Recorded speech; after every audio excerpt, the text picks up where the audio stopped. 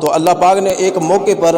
حضرت موسیٰ علیہ السلام سے ارشاد فرمایا کہ اے موسیٰ اپنے والدین کی عزت کیا کر، جو اپنے والدین کی عزت کرے گا، فرما برداری کرے گا، میں اس کی عمر کو بڑھا دوں گا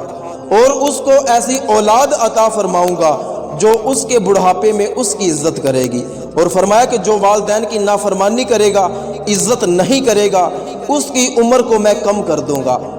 اور اس کو ایسی اولاد عطا فرماؤں گا جو اس کے بڑھاپے میں اس کی نافرمانی کرے گی۔ اور حضور صلی اللہ علیہ وآلہ وسلم نے ایک موقع پر ارشاد فرمایا کہ والدین کا نافرمان روزے رکھتا ہو اور نماز پڑھتا ہو، ایسے روزے رکھے، ایسی نماز پڑھے کہ لوگ بھی کہیں کہ یار اس کے جیسا نمازی نہیں دیکھا، اس کے جیسا روزے دار نہیں دیکھا۔ اور حضور نے فرمایا وہ ہو والدین کا نافرمان اور اس حال میں مرے کہ اس کے والدین اس پر ناراض ہوں، تو اللہ پاک اس کے روزوں اور اس کی نمازوں کی پرواہ نہیں فرمائے گا۔ اور ایک جگہ پر نبی کریم صلی اللہ علیہ وآلہ وسلم نے ارشاد فرمایا کہ جس نے اپنے والدین کو گالی دی، قیامت کے دن اس پر جہنم کے انگارے اس طرح برسیں گے جس طرح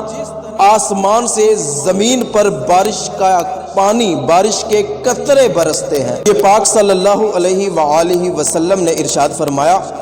کہ تیرے والدین ہی تیرے لیے جنت ہے اور تیرے والدین ہی تیرے لیے جہنم ہے۔ اگر وہ دنیا سے اس حال میں گئے کہ وہ تجھ پر راضی تھے تو تیرے لیے جنت ہے، اور اگر وہ اس حال میں دنیا سے گئے کہ وہ تجھ پر ناراض تھے، تو نافرمان تھا، تو تیرے لیے جہنم ہے۔ اور حضور صلی اللہ علیہ وآلہ وسلم نے ارشاد فرمایا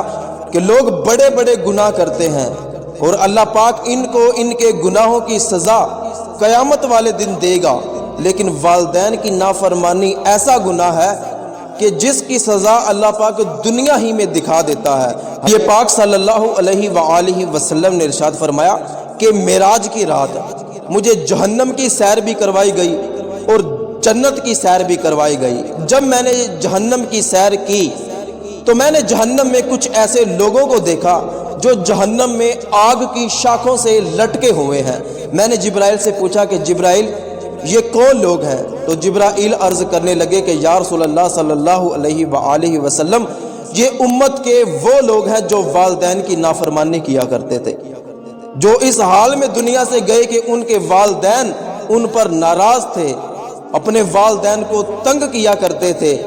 یہ ان کا حال ہے کہ یہ جہنم میں آگ کی شاخوں کے ساتھ لٹکے ہوئے ہیں۔ تو اللہ پاک ہمیں والدین کی نافرمانی سے بچنے کی توفیق عطا فرمائے۔